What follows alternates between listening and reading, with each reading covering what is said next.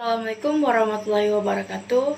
Perkenalkan, nama saya Putri Anggrayani Selsuna.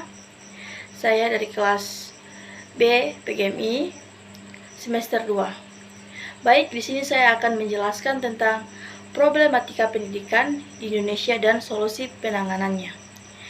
Langsung saja, segala sektor dalam suatu negeri tidak akan terlepas dari permasalahan, tak terkecuali bidang pendidikan.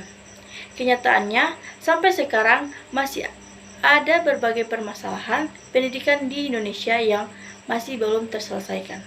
Hal ini sangat disayangkan karena bidang pendidikan merupakan salah satu faktor yang mampu meningkatkan kualitas sumber daya manusia nasional. Sumber daya manusia yang rendah membuat kemajuan negeri menjadi terhambat. Pasalnya, mau sebanyak apapun sumber daya alam yang dimiliki Indonesia tidak akan berpengaruh pada pertumbuhan bangsa apabila tidak dikelola oleh orang-orang yang tepat.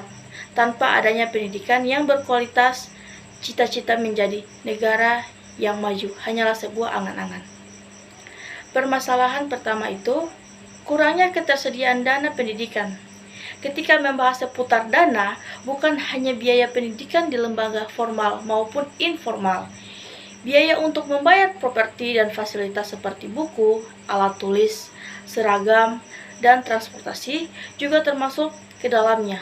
Tak hanya itu, bagi kalangan yang mengalami kesulitan ekonomi, mereka lebih memilih bekerja untuk memenuhi biaya hidup yang semakin ketimbang meneruskan pendidikan. Sebenarnya, pemerintah telah menyusun rencana pendidikan gratis dan program belajar 12 tahun untuk mengatasinya. Namun, permasalahan pendidikan di Indonesia terkait dana tidak bisa diselesaikan semudah itu. Hal ini disebabkan karena penyebaran alokasi dana program pendidikan yang tidak tersebar secara merata.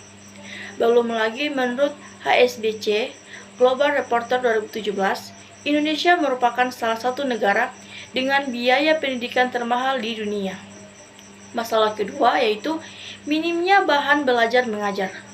Permasalahan pendidikan di Indonesia yang berikutnya adalah kurangnya bahan belajar mengajar. Demi meningkatkan kualitas, murid sudah sepatutnya memperoleh buku pelajaran atau lembar latihan soal. Tidak adanya perpustakaan atau bahan belajar gratis juga dapat menghambat proses pembelajaran. Seharusnya bantuan berupa bahan belajar diberikan lebih banyak ke wilayah-wilayah yang dengan masyarakat kurang mampu. Bukan itu saja, guru juga memerlukan bahan ajar dengan kualitas materi yang berkualitas dan sesuai kurikulum terbaru dengan berlaku. Jika tenaga pendidikan memakai bahan ajar yang ketinggalan zaman, tentu kegiatan mengajar menjadi kurang maksimal. Hal ini akan berpengaruh pada proses penyerapan ilmu para murid. Secara garis besar, ada dua solusi untuk mengatasi masalah-masalah tersebut, yaitu yang pertama solusi sistematik, yakni solusi dengan mengubah sistem-sistem sosial yang berkaitan dengan sistem pendidikan. Seperti diketahui, sistem pendidikan sangat berkaitan dengan sistem ekonomi yang diterapkan.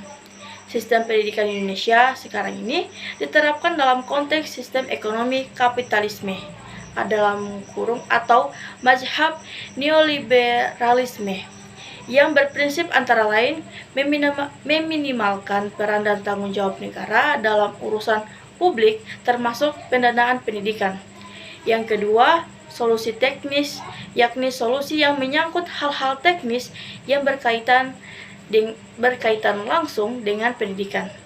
Solusi ini misalnya untuk menyelesaikan masalah kualitas guru dan prestasi siswa. Solusi untuk masalah-masalah teknis dikembalikan kepada upaya-upaya praktis untuk meningkatkan kualitas sistem pendidikan. Rendahnya kualitas guru, misalnya di samping diberi solusi peningkatan kesejahteraan, juga diberi solusi dengan membiayai guru melanjutkan ke jenjang pendidikan yang lebih tinggi dan memberikan berbagai pelatihan untuk meningkatkan kualitas guru. Rendahnya prestasi siswa misalnya diberi solusi dengan meningkatkan kualitas dan kuantitas materi pelajaran, meningkatkan alat-alat peraga dan sarana-sarana pendidikan, dan sebagainya. Maka, dengan adanya solusi-solusi tersebut, diharapkan kepada pendidikan di Indonesia dapat bangkit dari keterpurukannya, sehingga dapat menciptakan generasi-generasi baru yang ber-SDM tinggi, berkepribadian Pancasila dan bermartabat. Banyak sekali faktor yang menjadikan rendahnya kualitas pendidikan di Indonesia.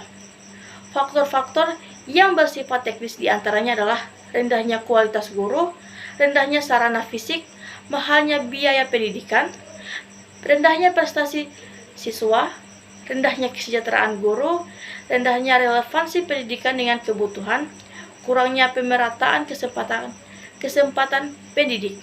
Namun, sebenarnya yang menjadi masalah mendasar dari pendidikan di Indonesia adalah sistem di Indonesia itu sendiri yang menjadikan siswa sebagai objek. Sehingga manusia yang dihasilkan dari sistem ini adalah manusia yang hanya siap untuk memenuhi kebutuhan zaman dan bukannya bersikap kritis terhadap zamannya. Maka disinilah dibutuhkan kerjasama antara pemerintah dan masyarakat untuk mengatasi segala permasalahan pendidikan di Indonesia. Baik, itulah penjelasan dari saya. Jika ada salah kata, saya mohon maaf. Wabillahi taufiq wal hidayah. Wassalamualaikum warahmatullahi wabarakatuh.